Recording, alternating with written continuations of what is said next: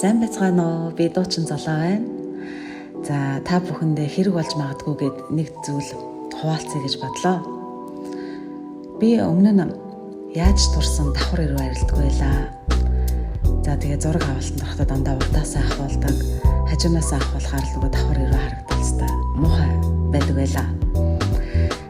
За тэгээд нэлээд бодсны эцэст сондар мэдрэмжийг сонгоод эмчтэйгээ уулзаад зөвлөлдөөд давхар ирүүний өөгс оруулах жижигхэн мессежлбэрт орохоор болсон. За тэгээ би жоохон айжилаа, өвдөх болов яах бол гэд. Тэгтээ ерөөсөө өвддгүй юм байлээ. Сондар мэдрэмжлийнхэн маань маш сайхан үйлчилдэг, маш мундаг эмч нартай хамт олонтой юм байлээ. За тэгээд энэ мессежлбараасаа хойш нэг 20 хоногийн дараа шинэ дууныхаа клипний зураг авалтанд орсон байгаа. За ястаа хаанасаа ч зураг авахсан санаа зовхонгүй, сэтгэл хангалуун маш сайхан байсан.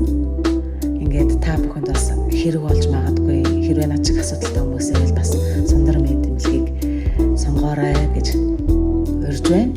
Ингээд сондар мэдрэмжлийнхаа хамт олондоо маш их баярлалаа.